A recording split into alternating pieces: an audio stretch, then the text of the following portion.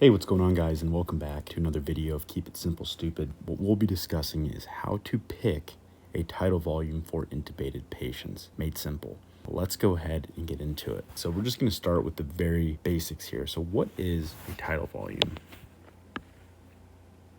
And I've already written out the definition here, but essentially the tidal volume is the amount of air delivered with each breath when a patient is on a ventilator. And then it's also one of the 4 primary vent settings.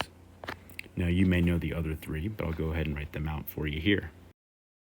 The other 3 are going to be PEEP, respiratory rate, and FiO2.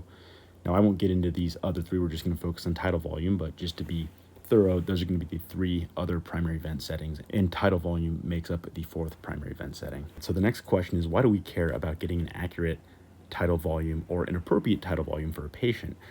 And this is why we should care. So a tidal volume, which is TV, that is too high can cause barotrauma. And that makes sense. If you conceptualize the lungs as balloons, if you fill a balloon with too much air, it'll burst. So barotrauma, not good. What about tidal volume too low? So some of the risks associated with having a tidal volume that's too low is that you can have atelectasis, which is essentially, just think of it like the alveoli in your lungs are underinflated and they're collapsing on themselves, and then hypoxemia, so you're not getting enough oxygen. So this is why we care about having an accurate tidal volume. Now we know that tidal volume is important and that it's important to calculate an accurate one. So how do we calculate a correct tidal volume or an appropriate tidal volume? And here is the answer right here, is that you want to use 6 to 8 cc's or mLs. cc and ml mean the same thing. 6 to 8 cc's per kg of estimated ideal body weight. Now that brings us to our next question is, what is ideal body weight? And then how do we calculate that? Well, don't worry, I'm going to go ahead and explain that part as well. How do we calculate ideal body weight? And this is going to be the divine formula. Now, I'll go ahead and write out the formula here, and there are 2 different ones based on if you're a male or a female.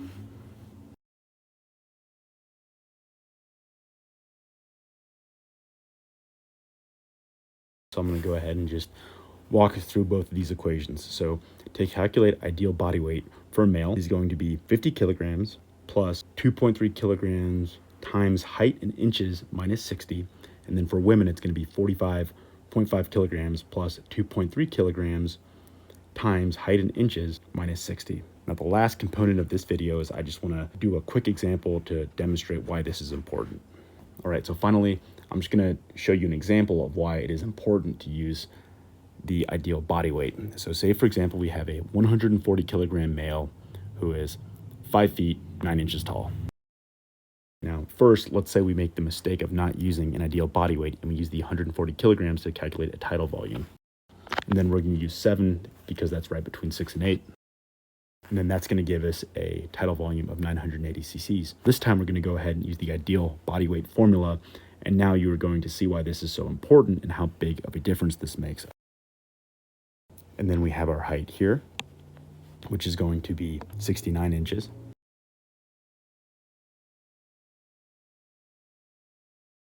And you can now see that after this calculation, the ideal body weight is 70.7 kilograms. So essentially half of what the previous value was. All right, now let's go ahead and calculate a tidal volume based on this body weight. And you can see clearly a huge difference there, essentially half of the previous value. So this is where it's important, because if you use this 980 value, there's a good chance you would harm that patient, maybe cause pneumothorax, blew out a lung.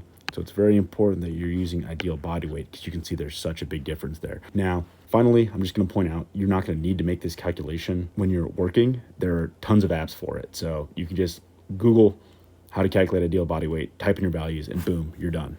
All right, guys, I hope that was helpful. That's all I have for you today. Like, comment, subscribe. And if you'd like me to make any other videos or you have any specific requests, please let me know. And I'd be happy to make that for you. Thanks. See you guys next time.